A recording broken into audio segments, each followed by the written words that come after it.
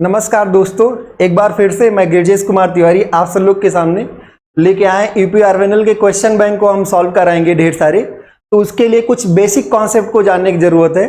तो basic concept हम आपको पहले डिस्कस करेंगे, क्योंकि यूपी आरएनएल में ढेर सारे न्यूमेरिकल क्वेश्चंस आएंगे। तो उस न्यूमेरिकल अप्रोच को सॉल्व करने के लिए कुछ बेसिक चीजें आपको जानना पड़ेगा।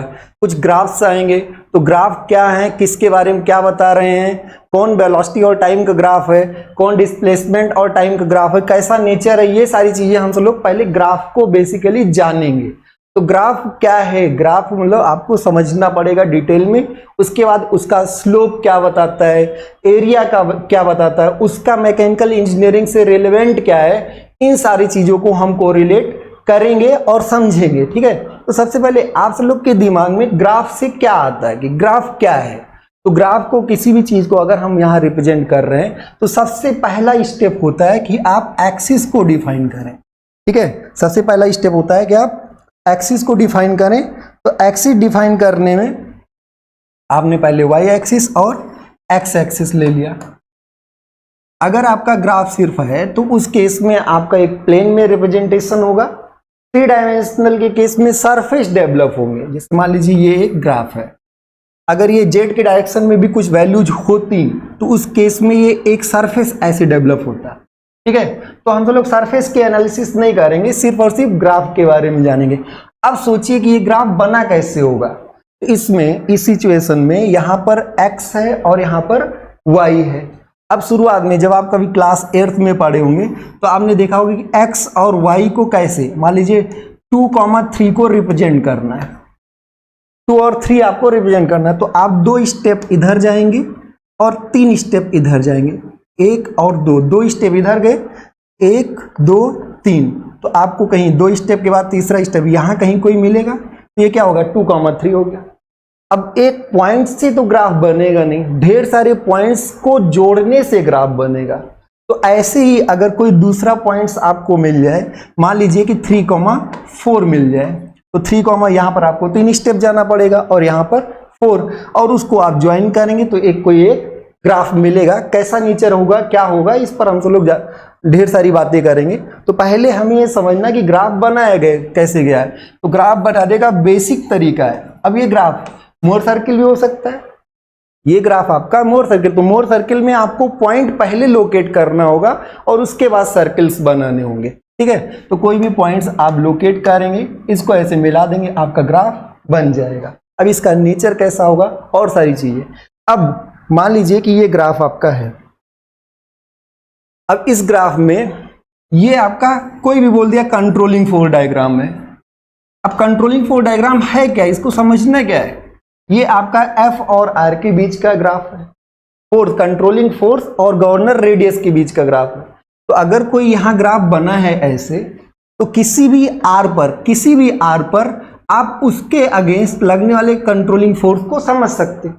ऐसे अगर ये प्रेशर और वॉल्यूम का ग्राफ है, मान लीजिए ये आपका पीवी डायग्राम है जिसको हम इंडिकेटर डायग्राम बोलते हैं। तो यहां पर कोई भी ग्राफ बना हुआ है, ऐसे बना हुआ है, आइसोथर्मल, एडियाबैटिक, ढेर सारी चीजें आप पढ़ेंगे, आइसोकोरिक पढ़ेंगे। तो अब इसमें अगर पूछा जाए कि तो यहां आप ग्राफ को क्या समझना है कि यहां के इसका कोऑर्डिनेट बताइए। तो इसका कोऑर्डिनेट क्या होगा, कुछ प्रेशर होगा और कुछ वॉल्यूम होगा। लेकिन पहले क्या रिप्रेजेंट किया जाता है, पहले एक्स एक्सिस। तो पहली वैल्यू जो होगी वहां पे क्या होगी, वॉल्यूम की वैल्यू होगी, और दूसरी क्या होगी, प्रेशर की। तो यहां पर हम पहले इस वॉल्यूम पर जाएंगे और उस ग्राफ के, उसके अगेंस्ट यहां पर प्रेशर रीड कर लेंगे। पहले तो हमें पढ़ना, अब जैसे अभी आएगा कि टर्निंग मोमेंट डायग्राम क्या होता है। अब टर्निंग मोमेंट डायग्राम में ये आपका टॉर्क है, यहां पर क्या है, टॉर्क है, और यहां पर क्रैंक एंगल है। कोई भी ग्राफ ऐसे बना हुआ है, ठीक है। तो किसी भी, मान लीजिए क्रैंक पोजीशन यहां पर 0 डिग्री है और ये क्रैंक पोजीशन 180 डिग्री। कोई आपसे 72 डिग्री या 90 डिग्री पर पूछे तो आप क्या करेंगे, 90 डिग्री यहां कहीं होगा और उस 90 डिग्री के अगेंस्ट ऐसे ऊपर जाएंगे। ये ग्राफ आपको क्या बताएगा कि इस 90 डिग्री पर इतना टर्निंग मूवमेंट होगा, इस 90 डिग्री पर इतना टर्निंग मूवमेंट होगा। तो आप इस ग्राफ से मतलब समझ सकते हैं कि कौन क्या रिप्रेजेंट करता है। इसके बाद मान लीजिए कि आपको दूसरी बातें कि ये x है और ये y है। अगर कोई पूछे कि y की वैल्यू x के बदलने के साथ कांस्टेंट है, तो x इसका मतलब बदल रहा है, लेकिन y क्या है? अब पहला कोऑर्डिनेट देखेंगे तो x1 यहां आया, लेकिन y का जो भी मान है वो क्या है? कांस्टेंट है। दूसरी जगह जाएंगे वहां पर भी x1 तो बढ़ गया, मतलब x1 से x2 हो गया, पर y क्या है? कांस्टेंट है। ऐसे ढेर सारे, तो ये ऐसे ग्राफ बनेगा। अब इसको हम क्या कह सकते हैं कि अगर y का मान कांस्टेंट है तो वह लाइन x एक्सिस के समांतर होगी। तो इसका इक्वेशन क्या होगा? y इक्वल टू कोई कांस्टेंट। ऐसे अगर कोई मान ले कि x की वैल्यू कांस्टेंट है, तो अगर x की वैल्यू हर जगह कांस्टेंट है, हर जगह कांस्टेंट है, क्या y बदल रहा है? बिल्कुल, इसका y का मान और इसका y का मान अलग अलग होगा। तो अगर ये आपका कांस्टेंट है, यहाँ पे क्या है? x इक्वल टू कांस्टेंट, तो ये क्या होगा? y एक्सिस के समांतर रेखा का समीकरण। अब इसका इम्प्लीमेंटेशन जैसे आ गया कि वेलोसिटी कांस्टेंट है और आपसे पूछा है वेलोसिटी टाइम ग्राफ बताइए। वेलोसिटी का मान कांस्टेंट है, तो वेलोसिटी कांस्टेंट है और टाइम ग्राफ बनाना है, तो टाइम तो बदलेगा। अब टाइम बदलेगा, इसका क्या मतलब हुआ कि टाइम आपका बढ़ रहा है पर वेलोसिटी का मान क्या है? कांस्टेंट। और वो मान कितना होगा? v इक्वल टू कुछ भी 2 मीटर पर सेकेंड, 5 मीटर पर सेकेंड। हाँ, 5 मीटर पर सेकेंड होगा, थोड़ा ऊपर होगा, और 2 मीटर पर सेकेंड यहाँ पर है। ये अगर माना इसे देखें तो ये भी क्या है? कांस्टेंट वेलोसिटी ग्राफ है। किसके बीच? वेलोसिटी और टाइम के बीच का ग्राफ है। तो ये आपको ध्यान रखना है। अगर एक्सीलरेशन कांस्टेंट है, ऐसे कोई बोल दिया कि एक्सीलरेशन कांस्टेंट है, तो एक्सीलरेशन और टाइम ग्राफ बताइए। तो एक्सीलरेशन और टाइम ग्राफ आपका क्या होगा? ये होगा। हाँ, कभी भी टाइम आपका जीरो नहीं होगा, टाइम हमेशा वेरिएबल रहेगा। तो हर केस में टाइम ग्राफ जो बनेगा, हो सकता है हॉरिजॉन्टल हो या फिर कोई दूसरा कर्व हो, वो परिवर्तन के बारे में बताएगा। उस पर हम आगे भी डिटेल में डिस्कशन करते हैं। अब ये हो गया कि ग्राफ क्या बताता है। तो 2 एक्सिस होंगे, हर 2 एक्सिस का किसी एक के क्रॉसपोंडिंग दूसरे का मान अलग अलग पॉइंट्स पर आप निकाल सकते हैं। कोई 2 एक्सिस होगा आपका, ये pressure volume, controlling force diagram, controlling force में कंट्रोलिंग फोर्स और गवर्नर रेडियस होगा, टर्निंग मोमेंट डायग्राम में टर्निंग मोमेंट और क्रैंक पोजीशन होगा। तो ऐसे अलग अलग ग्राफ्स होंगे। तो उस सिचुएशन में ये आपका कोई भी ग्राफ किसी एक्स के क्रॉसपोंडिंग वाई का मान आप बता सकते हैं, किसी भी एक्स के क्रॉसपोंडिंग। अब नेक्स्ट आया कि अब कोई भी क्वेश्चन आ गया कि आप डिस्प्लेसमेंट टाइम ग्राफ बनाइए जिसमें डिस्प्लेसमेंट आपका कांस्टेंट है। तो अगर डिस्प्लेसमेंट टाइम ग्राफ बनाना है तो डिस्प्लेसमेंट और टाइम के बीच, जिसमें डिस्प्लेसमेंट आपका क्या है? कांस्टेंट है। ऐसे बन गया। अब अगर डिस्प्लेसमेंट कांस्टेंट है, इसका मतलब क्या है? एक तरीके से आपका मोशन हो ही नहीं रहा है। अगर मोशन होगा तो फाइनल और इनिशियल पोजीशन के बीच में चेंजेस होंगे, तो वो डिस्प्लेसमेंट कांस्टेंट का ग्राफ नहीं होगा। अब क्वेश्चन है कि डिफरेंशिएशन क्या बताता है? हमें डिफरेंशिएशन क्या बताता है? ये y है और ये x है, कोई एक ग्राफ बना, ठीक है। अब यहाँ x1 है, कोई एक वैल्यू x है, उसके क्रॉसपोंडिंग आपको y मालूम है। आपने x में थोड़ा सा परिवर्तन किया, कितना? बहुत छोटा सा dx परिवर्तन किया। क्या y में भी चेंजेस आए? बिल्कुल, उसके क्रॉसपोंडिंग y में भी चेंजेस आए। तो अगर आपसे पूछा है कि dy अपॉन dx हमें क्या बताता है, तो dy अपॉन dx हमें क्या बताता है? x में स्मॉल परिवर्तन होने पर y में होने वाले परिवर्तन को बताता है। अब आप बताइए कि dy अपॉन dx, ये छोटा सा dy होगा और ये छोटा सा क्या होगा? dx होगा। तो आपका ये जो है tan थीटा, यहां पर अगर हम देखें ये एंगल, ये एंगल आपका जो थीटा होगा ये tan थीटा होगा, और यही tan थीटा क्या होगा? dy अपॉन dx होगा। मतलब डिफरेंशिएशन आपको क्या बता रहा है कि इस पॉइंट पर, इस x वैल्यू पर इसके टेंजेंट का स्लोप क्या है?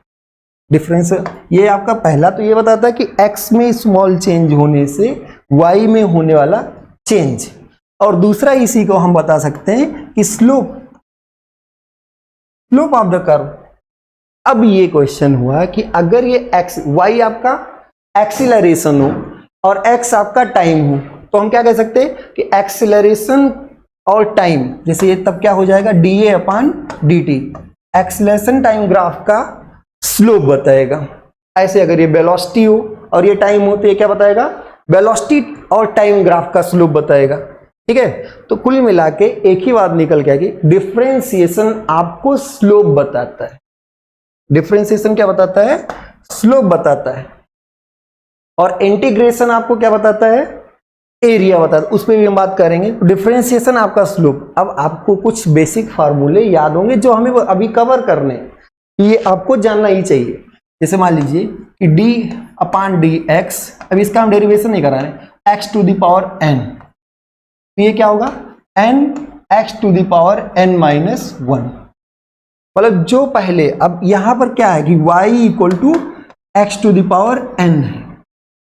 y x to the power n का एक फंक्शन है कि x में परिवर्तन हो रहा है तो y में किस तरह का परिवर्तन हो रहा है। तो d/dx x to the power n क्या होता है, n x to the power n minus 1। अब इस केस में अगर ये पावर n, अगर ये 2 होता तो ये कितना हो जाता, 1 हो जाता। अगर ये 3 होता तो ये कितना हो जाता, ये आपका 2 हो जाता। मतलब क्या है कि एक एक पावर घटती है। तो ऐसे आगे इसका हम वैल्यू भी बताएंगे कैसे क्या होता है, लेकिन हम अभी बता रहे हैं कि जो वेलोसिटी होती है ये होती है rate of change of displacement. Displacement का टाइम के साथ चेंज जो होगा वो वेलोसिटी बताएगा। और ऐसे आपको बताया गया होगा कि acceleration equal to rate of change of velocity. और हमें पता है कि डिफरेंशिएशन एक ऑर्डर को घटा देता है। तो अगर कोई हमसे कहे, इस चीज को ध्यान में रखते हुए कि डिफरेंशिएशन में एक एक ऑर्डर घटता है, अगर हमसे कहे कि हमारा जो डिस्प्लेसमेंट है वो टाइम का क्यूबिक फंक्शन है, डिस्प्लेसमेंट और टाइम का क्यूबिक फंक्शन है, तो वेलोसिटी क्या होगा, वेलोसिटी टाइम का क्या वैल्यू, हमें एग्जैक्ट वैल्यू में नहीं आ रहा है, बस हमें ये बता सकते हैं कि वो आपका सेकेंड ऑर्डर फंक्शन होगा। अब सेकेंड ऑर्डर को हम पैराबोलिक फंक्शन बोलते हैं।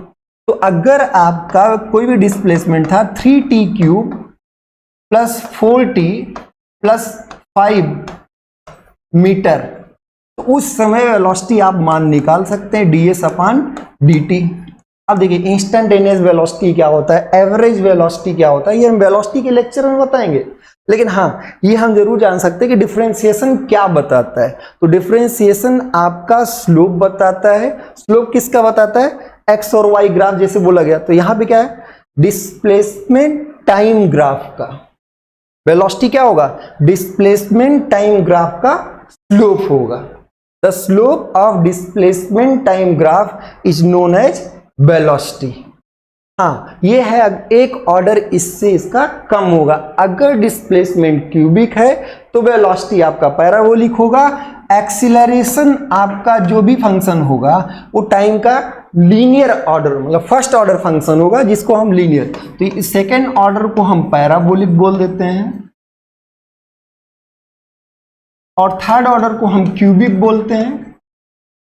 ऐसे ये आपका क्या है, लीनियर फंक्शन। तो ये बहुत बार क्वेश्चन आता रहता है कई बार कि अगर आपका डिस्प्लेसमेंट क्यूबिक फंक्शन है, टाइम का क्यूबिक फंक्शन है, तो वेलोसिटी क्या होगा, पैराबोलिक फंक्शन होगा। एक्सीलरेशन क्या होगा, लीनियर फंक्शन होगा। एक टर्म आता है जर्क, जो rate of change of acceleration होता है वो क्या होगा, वो कांस्टेंट होगा। एक ऑर्डर और कम होगा, वो क्या होगा, कांस्टेंट होगा।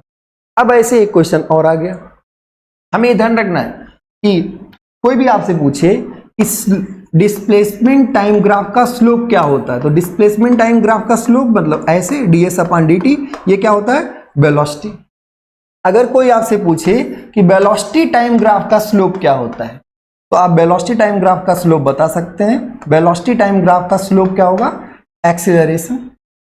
ऐसे अगर आपसे कोई पूछे कि एक्सीलरेशन टाइम ग्राफ का स्लोप क्या होगा, तो आप क्या कहेंगे, dA/dt, और ये आपका क्या होगा, जर्क।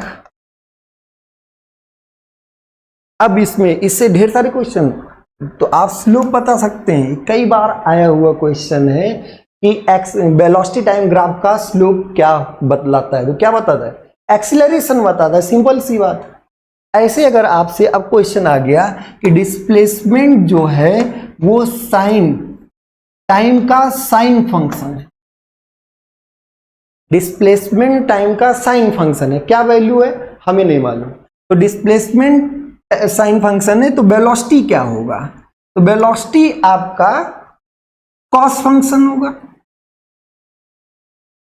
क्योंकि इसका डिफरेंशिएशन, तो डिफरेंशिएशन का मतलब कॉस फंक्शन। ऐसे एक्सीलरेशन क्या होगा, कॉस का डिफरेंस, वेलोसिटी का डिफरेंशिएशन, क्योंकि v जो है वो आपका क्या है, डिस्प्लेसमेंट का डिफरेंशिएशन। ऐसे a जो है, a क्या है, वो वेलोसिटी का डिफरेंशिएशन, तो ये आपका क्या आ जाएगा, माइनस साइन फंक्शन आ जाएगा, माइनस साइन। ऐसे अगर कोई जर्क पूछे तो जर्क जो होता है वो एक्सीलरेशन का डिफरेंशिएशन, एक्सीलरेशन टाइम ग्राफ का स्लोप। देखिए एक ही बात को कैसे कह सकते हैं कि टाइम में स्मॉल परिवर्तन के कारण एक्सीलरेशन में होने वाले परिवर्तन, ये पहला कि छोटा सा, अगर समय में छोटा सा परिवर्तन दिया जाए तो एक्सीलरेशन में क्या परिवर्तन होगा, वो जर्क होता है। या हम क्या कह सकते हैं कि differentiation of a with respect to time, या फिर एक्सीलरेशन टाइम ग्राफ, किसका किसका ग्राफ, एक्सीलरेशन टाइम ग्राफ का स्लोप, ये क्या कहलाएगा, जर्क। ठीक है, तो अब जर्क क्या होगा, जर्क उस केस में क्या होगा, माइनस कॉस फंक्शन। तो अब कोई सिंपली आपसे पूछे कि डिस्प्लेसमेंट आपका साइन फंक्शन है, तो जर्क क्या होगा, तो जर्क माइनस कॉस फंक्शन होगा। या कोई अब आपसे सिंपली पूछे कि वेलोसिटी अगर कॉस फंक्शन है तो एक्सीलरेशन क्या होगा, तो माइनस साइन फंक्शन होगा। ऐसे अगर कोई सिंपल आपसे पूछ ले कि वेलोसिटी जो है वो टाइम का लॉग फंक्शन, लॉगरिथमिक है, तो कोई भी वेलोसिटी और टाइम, अब इसमें क्या है, ग्राफ जब बनाना होगा, बीटी ग्राफ बनाना हो, तो आप सबसे पहला ग्राफ बनाने का सबसे पहला स्टेप है कि आप एक्सिस डिफाइन करें। अब कुछ टी का मान रखेंगे, बी का मान आएगा, कोई टी का मान मान लो 1 रखे तो उसका कुछ मान आया। ऐसे अगर हम और कुछ टी का मान रखेंगे, दूसरा कोई मान आएगा, तो फिर ऐसे ग्राफ बन जाएगा। इन सारे पॉइंट्स को मिलाने से आपका बीटी ग्राफ बन जाएगा, वेलोसिटी और टाइम में ग्राफ बन जाएगा। अब इसका स्लोप क्या होगा, तो इसका स्लोप क्या बताएगा, एक्सीलरेशन, एक्सीलरेशन ग्राफ क्या होगा, dv/dt क्या होगा, 1/t। तो हम क्या कह सकते हैं कि एक्सीलरेशन टाइम का हाइपरबोलिक फंक्शन होगा, क्योंकि अगर आपका x equal to C by Y, मतलब x into Y equal to constant, यहां पे x और y का बात क्या है, यहां पर आपका y a है, तो यहां पे a into T equal to 1 है। तो अगर ऐसा हो, ऐसे आपने पढ़ा होगा कि प्रेशर और वॉल्यूम इक्वल टू कांस्टेंट, तो क्या होगा, आइसोथर्मल प्रोसेस, जिसको हम क्या बोलेंगे, हाइपरबोलिक प्रोसेस। तो ऐसे अगर आपका वेलोसिटी टाइम का लॉग फंक्शन है तो एक्सीलरेशन टाइम का हाइपरबोलिक फंक्शन होगा। डिफरेंशिएशन किसी भी ग्राफ का जिसके जिसके रिस्पेक्ट में निकाला जाता है, y और x है तो एक्स वाई ग्राफ का, अगर आपका एक्सीलरेशन और टाइम है तो एक्सीलरेशन टाइम ग्राफ का क्या बताता है, स्लोप बताता है, ये ध्यान रखिएगा। और कई बार क्वेश्चंस आए हैं ऊपर से नीचे आने पर, जैसे से आप डिफरेंशिएट करते हैं एक एक ऑर्डर घटता है, आगे इसका उल्टा बताएंगे कि जैसे इंटीग्रेट करते हैं तो एक एक ऑर्डर बढ़ता है। ठीक है, वो नेक्स्ट लेक्चर में बताएंगे। कुछ बेसिक फार्मूले हम आपको बता दे रहे हैं डिफरेंशिएशन का। जैसे आपका अगर डिफरेंशिएशन ऑफ साइन एक्स है तो साइन का डिफरेंशिएशन क्या होता है, कॉस एक्स होता है। ऐसे अगर आपको जो बहुत इंपॉर्टेंट है, जिसकी जरूरत है उसी को हम कराएंगे, डिफरेंशिएशन ऑफ कॉस एक्स क्या होगा, वो माइनस साइन एक्स होगा। ऐसे आपका अगर आ जाए कि differentiation of x to the power n, n आपका 3 2 कुछ भी हो सकता है, x की पावर 0 कांस्टेंट वैल्यू होगी, तो ये क्या होगा, n x to the power n minus 1। ऐसे अगर आपका log का आ जाता है तो differentiation of log x equal to 1/x। Short में करा रहे हैं, बहुत डिटेल नहीं करना है, लेकिन हाँ कुछ बेसिक्स आपको जानते रहना है। ठीक है, तो अगर कोई आपसे पूछे वेलोसिटी टाइम ग्राफ का स्लोप क्या होगा, एक्सीलरेशन, डिस्प्लेसमेंट टाइम ग्राफ का स्लोप क्या होगा, वेलोसिटी। ठीक है, ऐसे अगर आ जाए कि डिफरेंशिएशन ऑफ tan x, तो tan x का होता है sec स्क्वायर x। एक बात ध्यान रखिएगा, साइन cos tan, ठीक है, और इसके बाद cot sec cosec। जितने सी हैं ये इन सब का डिफरेंशिएशन निगेटिव होता है, और तीनों जो बचे इनका डिफरेंशिएशन क्या होगा, पॉजिटिव होगा। जितने सी से स्टार्ट हैं इनका डिफरेंशिएशन क्या होगा, नेगेटिव होगा। ये ध्यान रखिएगा, और बेसिक फार्मूले आप ध्यान रखिएगा। डिफरेंशिएशन और ग्राफ को समझना कि ग्राफ में कौन कौन सा वर्ड क्या क्या बताता है, तो आप एक्सिस को समझिए, क्योंकि हम आगे किसी भी क्वेश्चन में बताएंगे कंट्रोलिंग फोर्स डायग्राम जो है वो आपका ऐसे है। तो ये आइसो, मान लीजिए कि आपको मूल बिंदु से पास कर रहा है तो आइसोक्रोनस गवर्नर के बारे में बता रहा है, ठीक है। तो कैसे, तो इसका मतलब क्या है कि आर के बदलने पर एफ में बदलाव जो लीनियर है, और वो भी ओरिजिन से पास कर रहा है। तो उस सिचुएशन को हम डिटेल में समझेंगे कैसे क्या है, ठीक है। आज के लिए इतना ही। कल हम फिर इंटीग्रेशन को लेकर आएंगे कि इंटीग्रेशन किस चीज को रिप्रेजेंट करता है, और सब एक साथ कंबाइन करके कुछ क्वेश्चंस को और सॉल्व करेंगे। आज के लिए इतना ही। बहुत बहुत धन्यवाद।